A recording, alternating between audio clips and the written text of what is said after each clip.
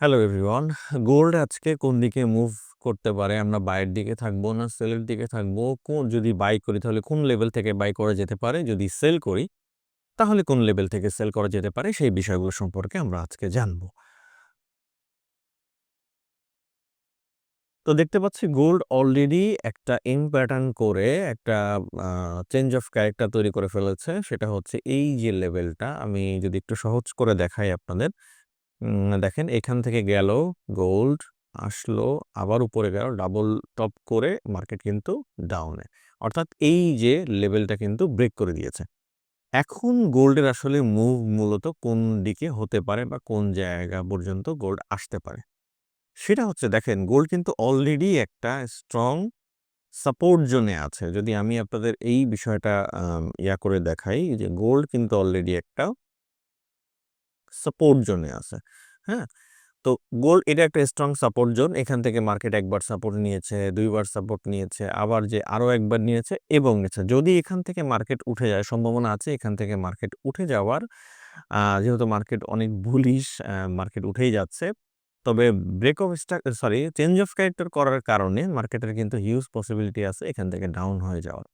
যদি এখান থেকে মার্কেট নিচে নামে, কিভাবে নামতে পারে? এখান থেকে হালকা একটু মুভ করে মার্কেট কিন্তু এই, এই লেভেল পর্যন্ত আসতে পারে। কেন এই পর্যন্ত আসতে পারে? কারণ এখানেও একটা আমরা দেখতে পাচ্ছি স্ট্রং একটা রেজিস্ট্যান্স জোন ছিল, ওকে? এখানেও একটা আমাদের স্ট্রং রেজিস্ট্যান্স জোন কিন্তু ছিল। সেইটা এখন সাপোর্ট লেভেল হয়ে গিয়েছে। যেহেতু এটা আমাদের একটা স্ট্রং রেজিস্ট্যান্স ছিল, এটা কিন্তু আমাদের একটা সাপোর্ট লেভেল হয়ে গিয়েছে।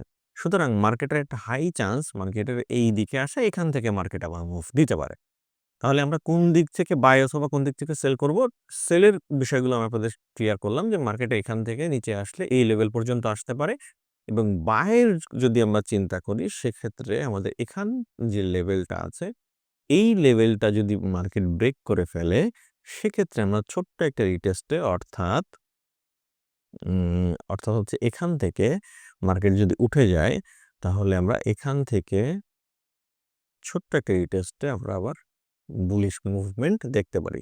সাধারণত যেহেতু চেঞ্জ অফ ক্যারেক্টার করে ফেলেছে, আমরা সেলের দিকে থাকবো। বাই তখনই করব যখন এই লেভেলটা ব্রেক করে ফেলবে। যেহেতু এখানে স্ট্রং একটা সাপোর্ট লেভেল আছে, যদি এখান থেকে রিজেকশন আসে আমরা এখানে একটা ছোটখাটো সেল দেখতে পারি।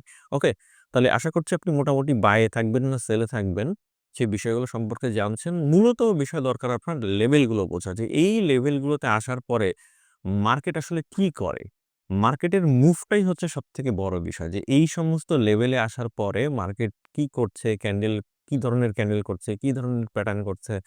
আসলে এই জায়গায় এরকম কোনো বাইং টাইপের কোনো সিস্টেম করছে কিনা, সেল করার মতো কোনো সিস্টেম তৈরি করছে কিনা, এইগুলো যদি আপনি না জানেন তাহলে আসলে আপনার জন্য একটু বোঝা কষ্টের। বাট তারপরেও অনেকে আছে যে জাস্ট ক্যান্ডেলের পরে অনেকেই ট্রেড করে। আমার পরিচিত অনেকেই আছে। তো সবকিছু মিলিয়ে অ্যা আপনাদের সাথে আমি শেয়ার করতে চাই এতটুকুই, যে আপনারা কোন জায়গা থেকে বেশিরভাগ ক্ষেত্রে আপনি বাই গুলো খুঁজবেন, কোন লেভেল থেকে আপনি সেল গুলোর দিকে বেশি নজর দিবেন, তাহলে আপনার প্রফিটটা আপনি ভালো পাবেন, লসের সংখ্যাটা কমে যাবে। ওকে? কোনো কিছুই পারফেক্ট না। আপনাকে অবশ্যই মার্কেটে সময় দিতে হবে, জানতে হবে, বুঝতে হবে, দেখতে হবে। দেখলে আপনি আস্তে, আস্তে নিজে এই বিষয়গুলো বুঝতে পারবেন। ওকে? তো যদি ভিডিওটা ভালো লেগে থাকে অবশ্যই একটা লাইক, কমেন্ট, শেয়ার করে ভিডিওর সাথেই থাকবেন। টেলিগ্রাম চ্যানেলের ডেসক্রিপশনে লিংক দেওয়া আছে। চাইলে জয়েন করে থাকতে পারেন। আমরা বিভিন্ন এনালাইসিস আমাদের টেলিগ্রাম চ্যানেলে শেয়ার করে থাকি।